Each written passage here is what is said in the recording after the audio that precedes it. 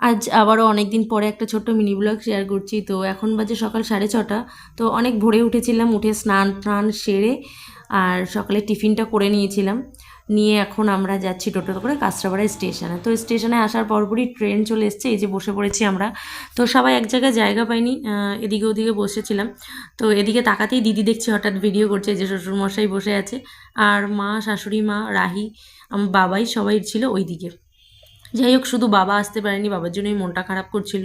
আর ট্রেনে উঠে যেটা মানে সকাল হোক, রাত হোক বা দুপুর হোক, আমি কিন্তু ছোলা সিদ্ধ যে মাখাটা হয়, সিদ্ধ ছোলা মাখা হয়, সেটা কিন্তু আমি খাবই। আমার ভীষণ ভালো লাগে।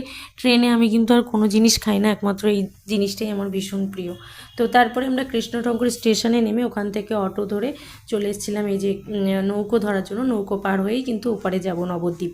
তো আমরা আজ এসেছি নবদ্বীপে ঘুরতে। তো ঘুরতে যেতে কার না ভালো লাগে বলো তো? ঘুরতে যেতে তো ভীষণই ভালো লাগে, কিন্তু সময়ের অভাবে সত্যি যাওয়া হয়ে ওঠে না কোথাও।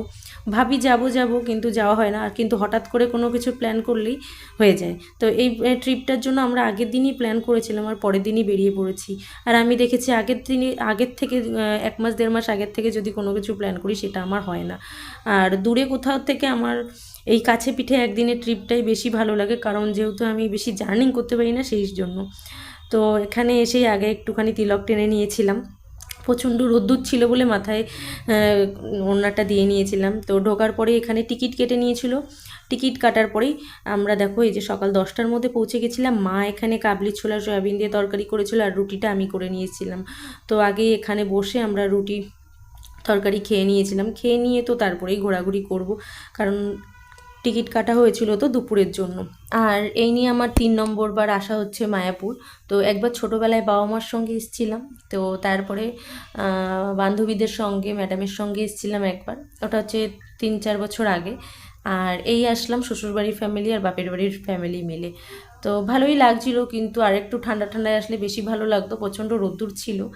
আর বিশেষ করে মানে জুতো রাখা, তারপরে ফোন রাখা, এগুলোর জন্য অনেক ভিডিও ক্লিক আমি তুলতে পারিনি, যেমন খাওয়া দাওয়ার ওই জায়গাগুলো। তো তারপরে ঘোরাটোরার পরে দুপুরের খাওয়া দাওয়া, আমরা মন্দিরে ঢুকেছিলাম। মন্দিরের ভেতরে কিন্তু ক্যামেরা অ্যালাউ ছিল না, সেই কারণে ক্যামেরার জমা রেখে ফোন জমা রেখে তো তারপরেই আমরা ওখান থেকে একবারে চলে গেছিলাম খাওয়া দাওয়া করতে। দুপুরের খাওয়া দাওয়া করে তো তারপরে চলে এসেছিলাম এখানে গোশালায় গরু দেখতে। তো অনেকটা দূর, প্রথমে ভেবেছিলাম একদম কাছেই, অনেকটা দূরেই গোশালার এখানে হাঁটতে হাঁটতে মানে আজকের দিনটা আমাদের ভীষণই হাঁটা পড়েছে, পায়ে একদম ফোস্কা পড়ে গেছিলো, কিন্তু তাও আনন্দ লাগছিল। তো এখানে এসে গরুর শিংগুলো দেখে তো আমি পুরো অবাক, মানে এত বড় বড় শিং, আবার দেখছি কোনো গরুর শিংই নেই। যাই হোক, গরু দেখে তো আমি পুরো অবাক হয়ে গেছিলাম, এত গরু এত গরু, আর তার মধ্যে শিংগুলো এত বড়। তো ওইদিকে গরু ঠরু দেখে এসে আমরা তারপর ওখানকারই তৈরি লাড্ডু খেয়ে নিয়েছিলাম। তো লাড্ডু খেয়ে এই যে গরুর গাড়িতে করে আমরা এখন আবার মন্দিরের সামনে যাচ্ছি, কারণ হাঁটার ক্ষমতা কারোরই ছিল না। কিন্তু ওখানে টোটোও ছিল, আমরা টোটোতে উঠিনি, কারণ সবসময় তো টোটোতে ওঠা হয়, সেই কারণে আর টোটোতে উঠিনি। আমরা গরুর গাড়িতে করেই যাচ্ছিলাম হচ্ছে মন্দিরের সামনে। আর এই গরুর গাড়িতে চড়ার ইচ্ছে কিন্তু অনেক দিন ধরেই ছিল, তো সেটাও আজকে কমপ্লিট হয়ে গেল।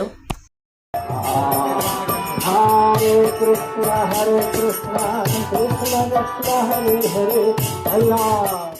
তো এদিকে তোমাদের একটুখানি কীর্তনও আমি শুনিয়ে দিলাম, ফরেনারদের কীর্তন কেমন লাগলো বলো। আর জানি তোমরা অনেকেই গেছো মায়াপুরে, এটা একদম আমাদের কাছেই। তো তারপরে সন্ধে আরতি আমরা শোনার জন্য বসেছিলাম। সন্ধে আরতি দেখার পরেই আমরা এই যে যাচ্ছিলাম বাড়ির দিকে, প্রায় তখন বাজে 7:30 মতন। তখনই আমরা মন্দির থেকে বেরিয়ে এসেছি, কারণ আবার নৌকো পার হয়ে ওদিকে যেতে হবে, ওদিক থেকে আবার অটো ধরে আসতে হবে কৃষ্ণনগরে। তো আসার পরে এই যে 9:10-এর একটা ট্রেন ধরে এখন যাচ্ছি। আর এখন কিন্তু বাড়ির সবাই প্রায় ক্লান্ত, আর একই জায়গায় আমরা একই বগিতে আর কি জায়গা পেয়েছিলাম, যাওয়ার সময় যেটা পাইনি আসার সময় পেয়েছিলাম। তো এখন দেখো স্টেশনটা পুরো ফাঁকা, কাঁচরাপাড়ায় আমরা নেমে গেছি। আর দেখতে পাচ্ছ আমি গায়ে ওড়নাটা জড়িয়ে নিয়েছি, কারণ প্রচণ্ড ঠান্ডা লাগছিলো, বুঝতে পারছিলাম না কেন, খুবই ঠান্ডা লাগছিলো। ঠান্ডা লাগার জন্য আমি পুরো গায়ের মধ্যে পেঁচিয়ে নিয়েছিলাম। তো এখন যাচ্ছি বাড়ির দিকে, প্রচুর ক্লান্ত। তো চলো টাটা, গুড নাইট।